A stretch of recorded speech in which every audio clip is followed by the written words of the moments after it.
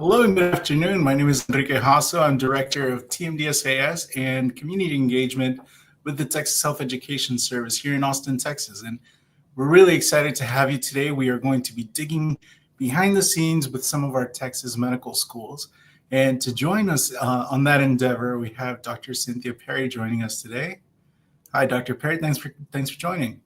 Thanks for having me. I'm excited to be here and excited to share whatever information I can. Oh, I'm sure you are a treasure trove of information. And of course, we will have Dr. Ava Pierce from UT Southwestern joining us a little bit later in the session. But Dr. Perry, I'd like to give you a couple of minutes to introduce yourself, maybe share some of the exciting stuff going on at Foster School of Medicine. Yeah, like I said, I'm really excited to be here with everyone today and to answer your questions. I'm the Associate Dean of Admissions for the Foster School of Medicine. And for those that have never had a chance to visit us, we are in far West Texas. El Paso, Texas is the furthest West Texas city. And we are what we consider a tri-state bi-national region. So we are right at the intersection of Texas, New Mexico, and Chihuahua, Mexico, right at the border of Texas and New Mexico, and we're right on the U.S.-Mexico border. And so it's a really unique training opportunity for our students.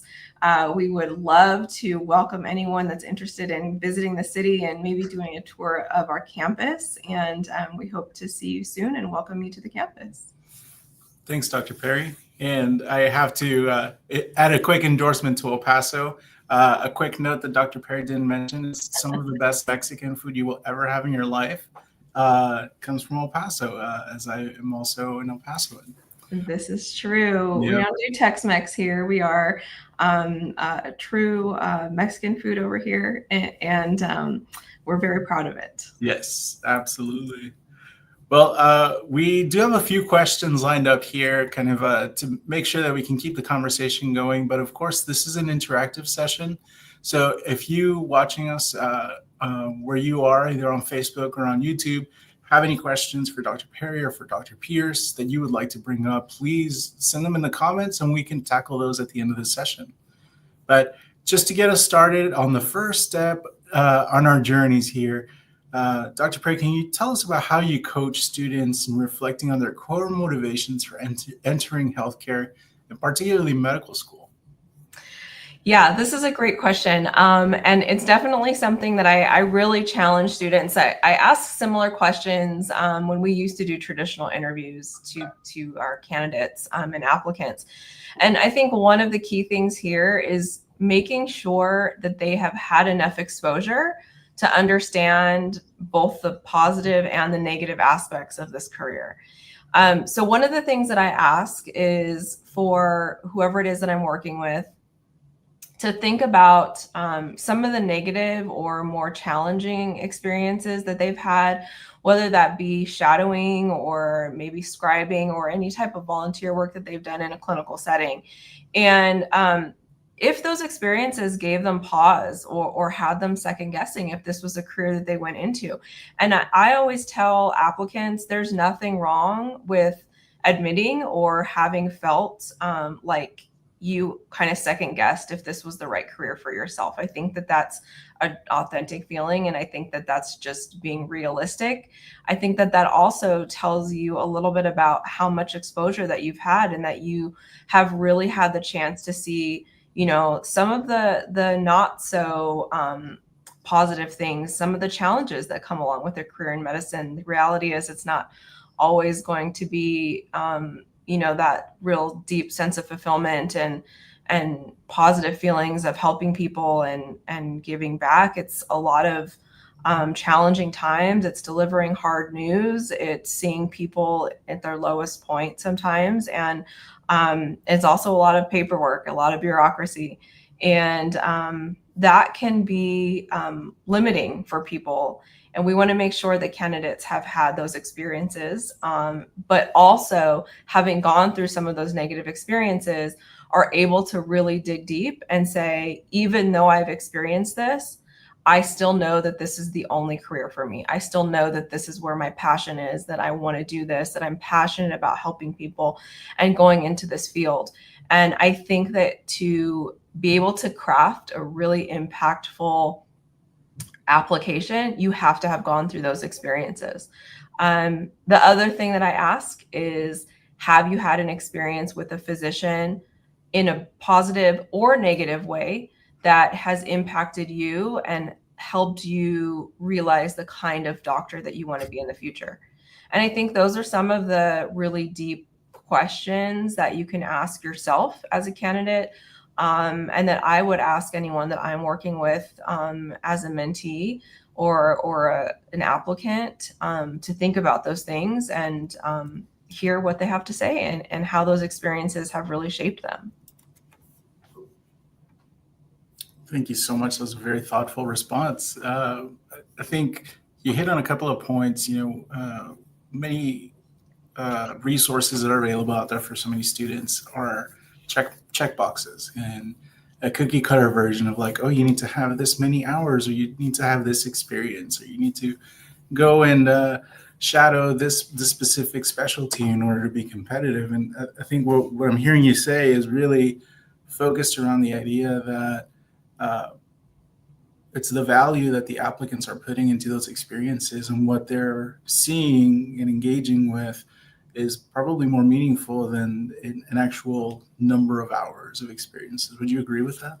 Yeah, absolutely. I think that's one of the hardest questions we get when we do, Q&As like this or panels, is how many hours of shadowing or how many hours of volunteering should a candidate do? And it's impossible to put a number on. The only answer I can say is enough to where they know what they're getting into, enough to where we are convinced that they are really in this for the right reasons and that they love this and that they're committed to this. And yeah, I think that's a really hard question to answer. It's not about the number. But what a way to come out into this session then with a really difficult question like that. And I really appreciate your insights. Joining us now is Dr. Ava Pierce. Dr. Pierce, thank you so much for joining us. Hello, thank you for having me. I'm Ava Pierce. I'm the admissions committee chair at UT Southwestern in Dallas. Really excited to be here with you all today. Really at UT Southwestern, we want to educate, discover, heal. So we're looking for the next group of physicians that are going to help take care of our patients out there. So excited to answer your questions and join you today. Wonderful. Well, we're just going to keep knocking them out of the park. So I'm going to set them up, and we'll go ahead and put you on the hot seat next. For our next question, in your experience, what kind of qualities or elements of an application are admissions committees seeking? And I think we might tackle both so we can get a perspective of what different schools look for. No, I agree. I think all schools around the country right now are doing a holistic review.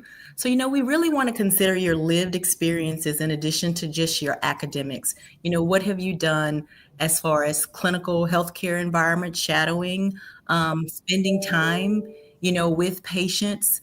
What kind of leadership activities have you participated in? And really the depth of that involvement. Your community service. I want to see that you have a heart for service and you really want to help people. Excellent. Thank you. Dr. Perry, would you like to tack on to that? Yeah, I think two things is I think when we think about an overall vision of what committees are looking for, obviously is going to be academic preparedness. And that's going to be within the context of any specific program. But I think there's a lot of national data out there that help us to better understand how to evaluate that. And it's important also to recognize that that's not just GPA and MCAT. It's a lot of other experiences too that tell us if a candidate is ready to tackle the rigors of medical school. But then, of course, as Dr. Pierce mentioned, with holistic review, the goal for any program is to look at mission fit. And so it's important, obviously, to understand what do candidates that thrive at a particular program look like, and what are we looking for in a candidate that we know is going to be a great fit within our student body. And so I think it's important for applicants or prospective applicants to get a good sense of what student life and what community looks like at different schools. I think that's a great response that segues perfectly into this question. You mentioned mission fit.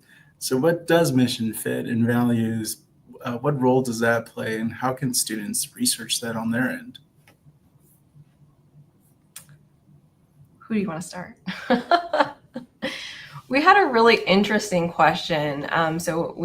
Many of us just returned from the Texas Association of Advisors in the Health Professions Conference recently, and we had a advisor ask, how do I advise my students, what schools to focus on? And it's so interesting because I think a lot of us, whether it's our chairs or our deans or directors of different schools, we can look at a candidate and say, gosh, that candidate would be a great fit for this program or that program, right? And we kind of understand the different focuses of the programs, but it's hard to put in words. It's hard to put in paper. Mm-hmm. When you look at missions, institutional or program missions, so many of them read the same. And so I think the best thing to do is like boots on the ground, go visit the campuses, meet with the faculty, and talk to the students. And you'll get to know, what it is that they focus on, what they emphasize, what they're looking for, and what a successful student looks like at a different school. Dr. Pierce, I know you get this question a lot because there are so many perspectives on a campus as large as UT Southwestern. Do you mind tackling this question as well? I'll echo what Dr. Perry said. I think you can learn quite a bit from the website, right? You can look at the mission of the university, the type of research that's being done there, the type of innovative medical education programs, simulation, how the courses are being taught.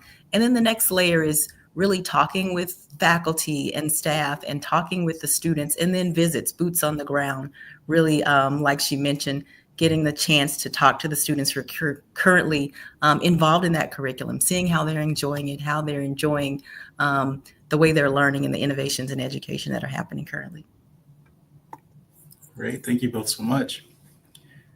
Well, we are currently about 4.5 weeks away from the entry year 2026 application cycle, if you can believe that. And so surely there are current folks that are preparing to apply for the first time, maybe preparing to reapply for this next cycle.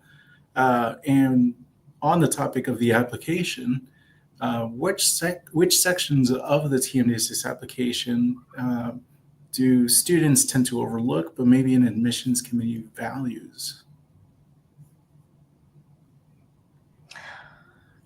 I would say the impactful experiences for me, or the meaningful experiences. It's interesting. I think that candidates have a hard time interpreting that.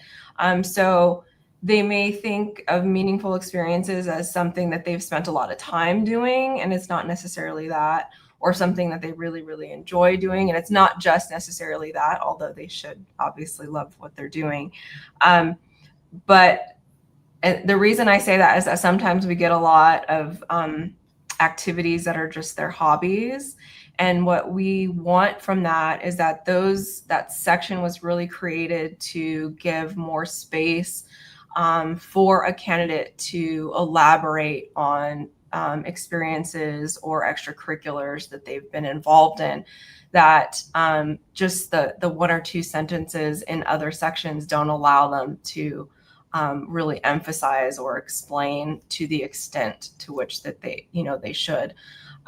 So I think really being intentional about how those activities are selected, and also trying to vary those 3 activities. So maybe not making them all specific about clinical exposure, maybe include something about service or whatever it is, but have a little bit of variety in there so that you can talk about the different aspects of what it is that's important to you, and really spend a lot of time thinking about how you're responding to that section. Would you agree with that, Dr. Pierce? I agree. That's an area. I think people spend a lot of time on those initial essays, and then sometimes would overlook those meaningful experiences. And really there, the committee wants to know more about you, your priorities of, why really those things are important, how those experiences have added to what you will do to become a successful physician. So I think I agree. Those are areas that we would really like to see students shine more in the application. Excellent. Thank you both so much. And I know we have our pulse, or our finger on the pulse on discussions going on online, in person, among current and future applicants. And I know that one of the areas that is one of the biggest myths is about gap years or enrichment years or whatever we want to call them, and how that impacts an application. So for our next question here, what's the general view on gap years and how can applicants make the most of them? I guess I can start with that one. I mean, we view gap years positively. A lot of people spend that time doing something where they can get more healthcare experience, they get more clinical experience, they do something that increases the depth of their application. They may be working on research, finishing a research project. Sometimes people need more time for maturity. So I think it's the important thing is what you do with that year and what that adds to the experiences that are going to make you a better healthcare provider in the future.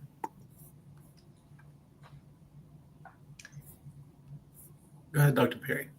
Oh, yeah. So I think for us, what's most important is the demonstration of intention and some self-reflection that went into how that time was spent. I like to know, we also view gap years positively. We love our non-traditional students. We love the life experience and the maturity that they bring to a class. But I want to know that that time was chosen intentionally because they knew they needed to improve on certain things. They knew that they weren't ready to apply, maybe straight out of graduation or in their senior year. So I like to see that kind of level of mature thinking, and also that they've sought out mentorship, they've sought out feedback to help them make a plan and figure out where their gaps are and how to spend that time with intention and to address those weaknesses in their application. So I want to definitely see some clear reasoning behind what they chose to do. Excellent. Thank you so much. And for anybody out there who may be reapplying for the first time this cycle, in the TMDSS application, there's actually a whole section for reapplicants to discuss how their applications improved year over year. And so obviously take advantage of that space to really talk about that growth that you've experienced. And as was mentioned, the intentionality behind that year that you've taken and what you've done to improve your application year over year. All right. So both Foster School of Medicine and UT Southwestern have a secondary application, so we're going to jump to that.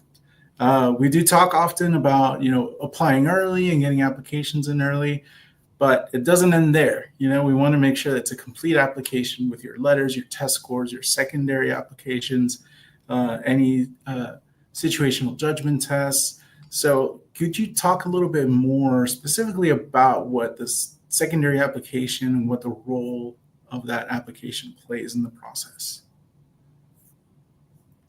Yeah, I'm happy to jump in. So for us, I can't ever emphasize enough how important our secondary is. Obviously, the primary app, it's a common application that all of the schools are seeing. And so when a school has a secondary application, it's created to provide specific information that school needs to better understand the fit of that student for their program.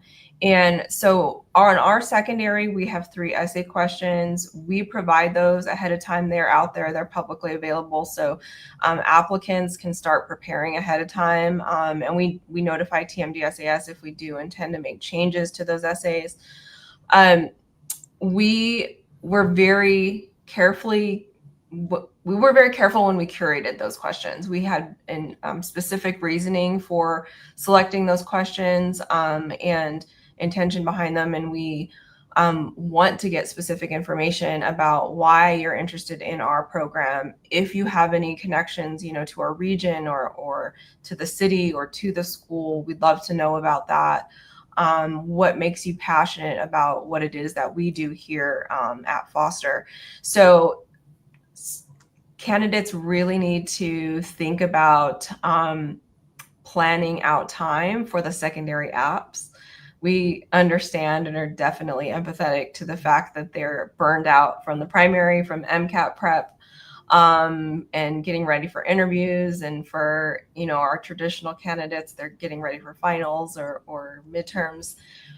But it's really important to set aside time for secondary apps because we place a lot of weight on them. We really do. And so it's important to focus on those. We see, unfortunately, some copying and pasting that sometimes happens into the secondary, or the secondary kind of being treated like an afterthought. So they're very valuable for us.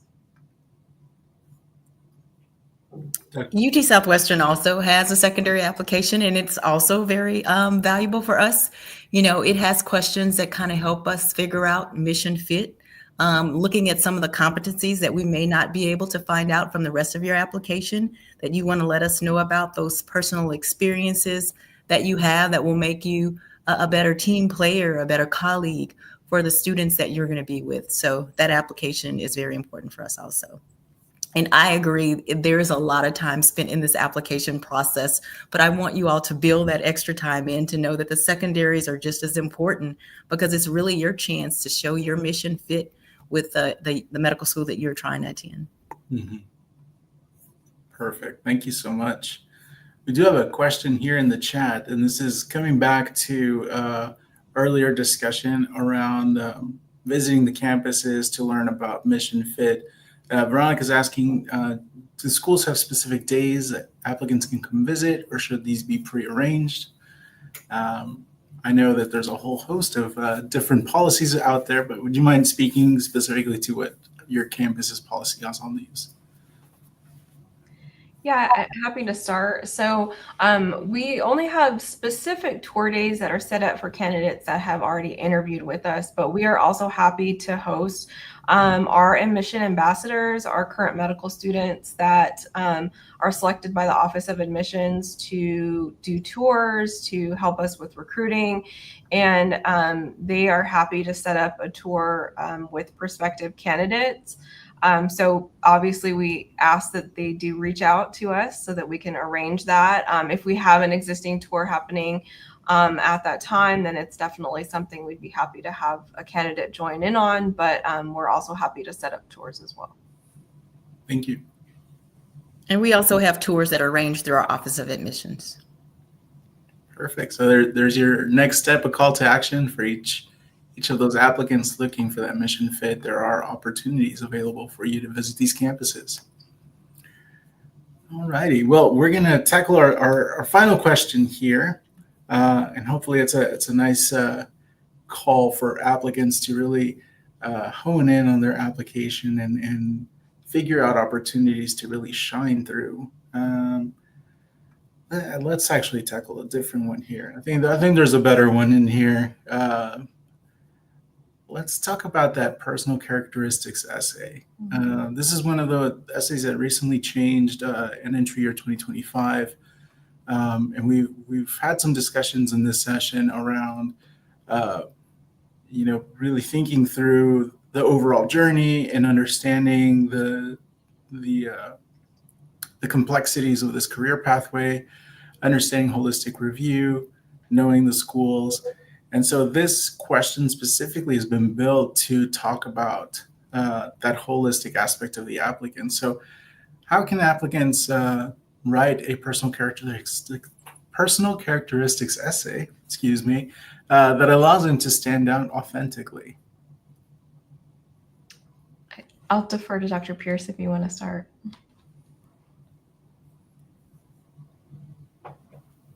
Thank you. I think this is an area where we really want to see your authentic self.